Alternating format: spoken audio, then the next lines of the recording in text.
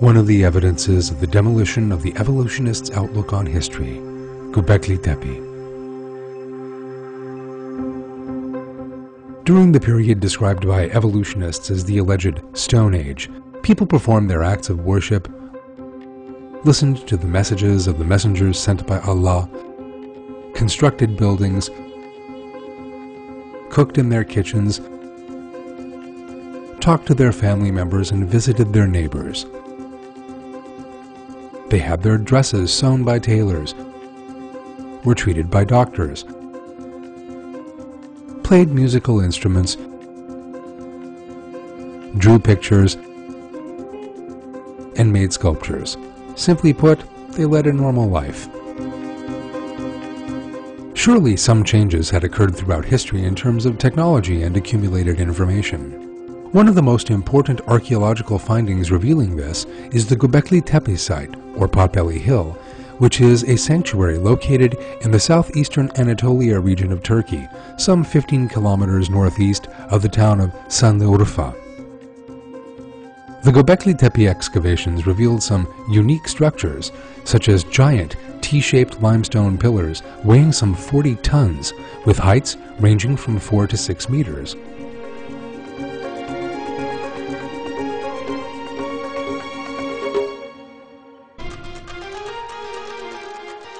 These pillars, carved with neat animal reliefs on their surfaces, are evenly set in a circular order and are enclosed with high walls.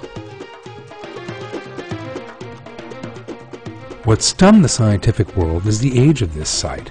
It was constructed some 11 to 12,000 years ago, sometime around 9,000 to 9,600 BC, according to radiocarbon dating.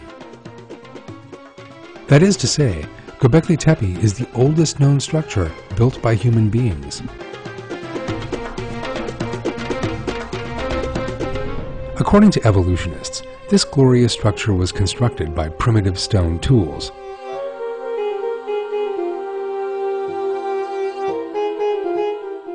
According to this fallacy, this masterpiece of megalithic architecture is the work of so-called hunter-gatherers who worked with the most primitive tools some 12,000 years ago. According to this unrealistic comment, the people of this period had not even attained the technology of making pots and pans. Despite this, they could transport giant stone blocks from a site 2 kilometers distant, cut and shape them without using any metal tools, and put them into place.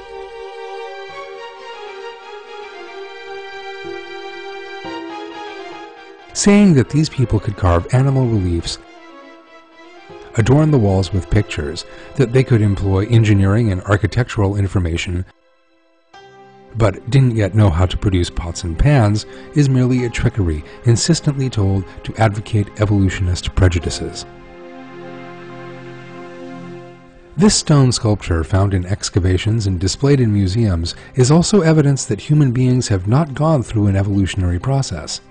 The eyes are made of obsidian, a volcanic kind of glass. It is impossible to give such a flawless, bright and smooth shape to obsidian, which is a very hard substance, solely by the striking of stones. This once again proves that these people in question are not primitive, as it is alleged.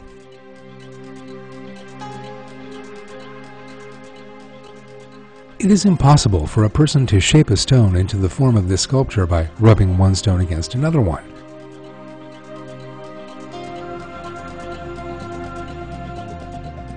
This delicate workmanship can only be accomplished by the use of metal tools, such as a rasp, stick, or plane, that are still used in our day in stone carving. The stone masters of our day use metal cutters, even in the crudest of carvings. It is impossible for Gobekli Tepe to have been constructed under primitive conditions as alleged by the evolutionists. Indeed, Professor Klaus Schmidt, the leader of the excavation team in Gobekli Tepe, expresses this fact as follows.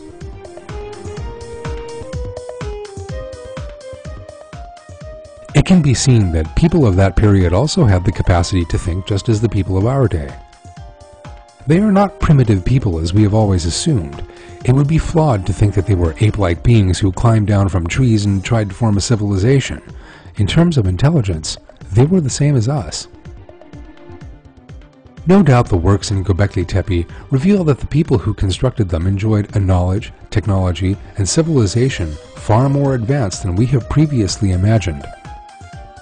The builders of Gobekli Tepe were not beings who evolved from animals, as the evolutionists suggest, but talented human beings created by Allah, who employed wisdom to make new discoveries in their own era. They were people who met their needs and constructed their own civilizations.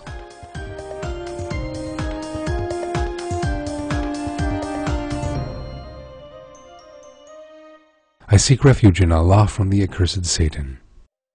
Have they not traveled in the earth and seen the final fate of those before them? They had greater strength than them and cultivated the land and inhabited it in far greater numbers than they do. Their messengers also came to them with the clear signs. Allah would never have wronged them, but they wronged themselves.